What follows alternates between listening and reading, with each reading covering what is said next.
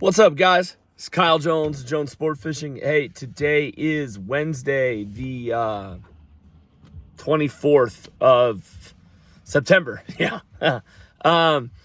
Sitting here in the driveway, just got done with another really good day of fishing here on the Clearwater and Snake. And here is your weekly Clearwater and Snake River Fall Chinook and Steelhead report. Hey, lots of things, well, a couple of things to talk about. Fishing over this last week, I know I put out a report last Wednesday. Fishing over this last week overall has been pretty good. That doesn't mean that all three, Brett's not here yet. He's here tomorrow. Myself, Riley, and Barry each of us didn't have some days where we kind of struggled to catch fish and get in a rhythm. But overall, fishing was pretty darn good. The thing that we've been battling this week is the end of last week on Friday, Fishing Game made it to where we could only keep Hatchery Chinook. So that cut down our harvest. It has not cut down our catch rate, obviously, because there's still a lot of fish around. But it has cut down our harvest a little bit. But we've still been getting quite a few fish to keep. I know both Riley and Barry each had, several keepers on their boat today. I had 3 keepers today. So salmon wise, it's just kind of made it more like steelhead fishing where, can't keep them all. And they're really cool anyway. And you just send them back and say, see you later. But it is kind of a big deal because the way the run has come in and Chinook have kind of trickled up into the system, it was Fishing Game's way of making sure that our season stayed open and that we didn't end up being closed, which that would have been really, really bad. So we're thankful to be fishing. Wish we could keep wild fish or unclipped fish, but the way it's going guarantees that we're going to be fishing for probably the entire rest of the season on fall chinook. So life is good. But so Confluence has been consistent. There's a pile of fish there. That place is one of those deals that's weird though. You'll have a day where you do really, really well, and then you'll have a day where you come back the next day and you think you got it all figured out and fish is just not very good, or it's not very good for you, and you watch people catch fish, or it can be tough. But it's a technical place, but there's been a lot of fish to be caught. Riley and Barry did fantastic today. I think Riley landed like 12, Barry landed 7. I fished in another spot and got 5. So what's that? 12, 7. Whatever. I'm not gonna do the math, but it was a lot of fish. Jones Sport Fishing Boats caught a lot of fish today. So the trolling bite has been Danny's laughing at me. She's on the porch doing housework and she's laughing at me because I can't do simple math because I am worn out. I'm going from fishing to coaching and then back up at 3:00 in the morning to fish again. And that's going to be the, till the end of October when I go hunting. That's it. And it's beautiful. It's wonderful.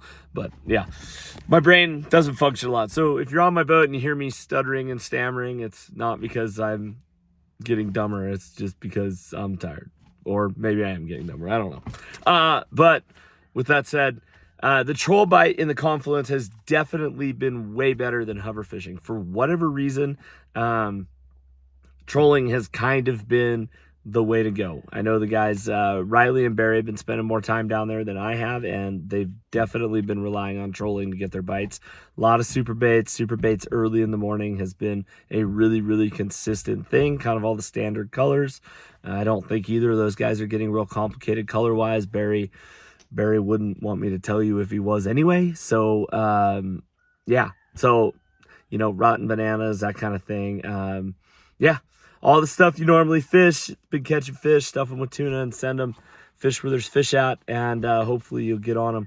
But the other thing is, got an email today from Fishing Game talking about there was a steelhead portion. They were talking about how they were going to continue this hatchery-only fall chinook thing out probably at least another week before we kind of get an idea of maybe if that'll change or not. But I'm really not concerned about that part.